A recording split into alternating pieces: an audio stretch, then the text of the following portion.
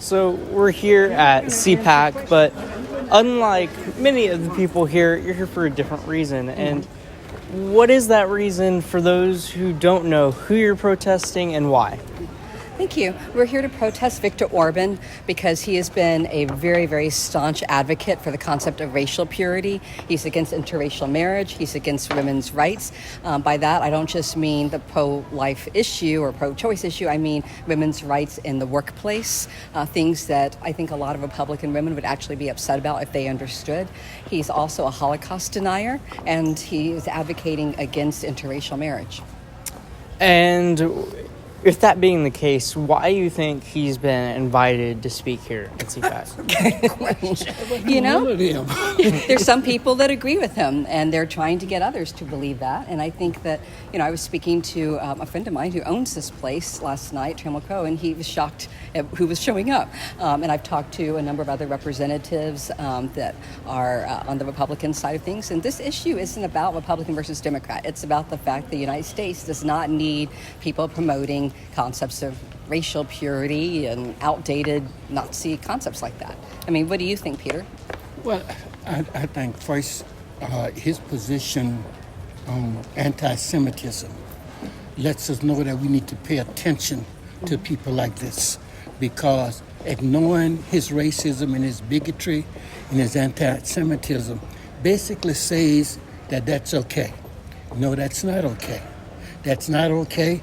It is an insult to this building. It is an insult to the Republican Party.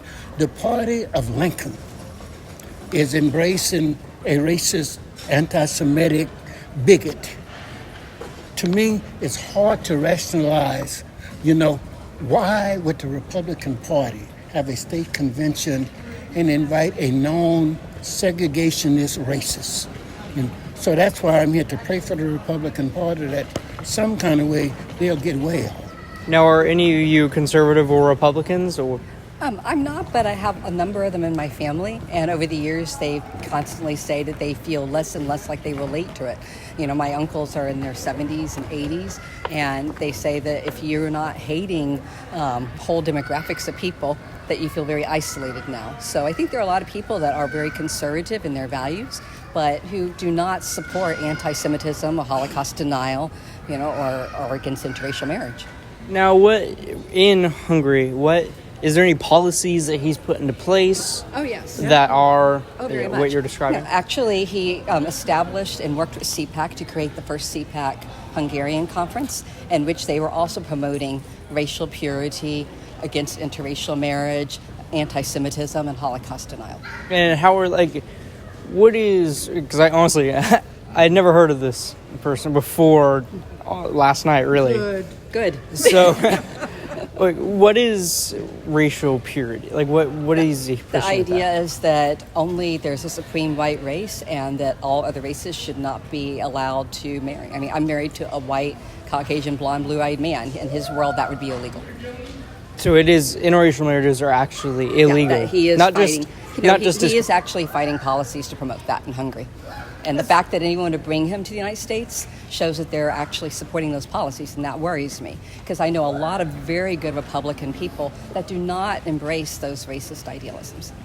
Okay, so for people like me who didn't really know who this person was, what would y'all say to attendees here who really don't know who he is and are just listening to him now? If you don't embrace the idea of racial purity, Holocaust denial, anti-women's rights in the workplace, I'm not even, again, talking about the pro-life issue, just women's basic rights. If you don't embrace all those things, then you need to speak up and tell your Republican Party that you don't, and you don't appreciate his being here. And to honor him for this event in Dallas, in Texas, in this country, is very upsetting to me. I'm Jewish.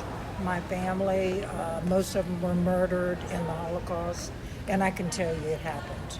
I wouldn't be here if it wouldn't be for the United States Army and Navy, going in and saving the concentration camps. I would not be talking to you. So I know it existed. And for him to say it didn't is just not right. And what would you say to him?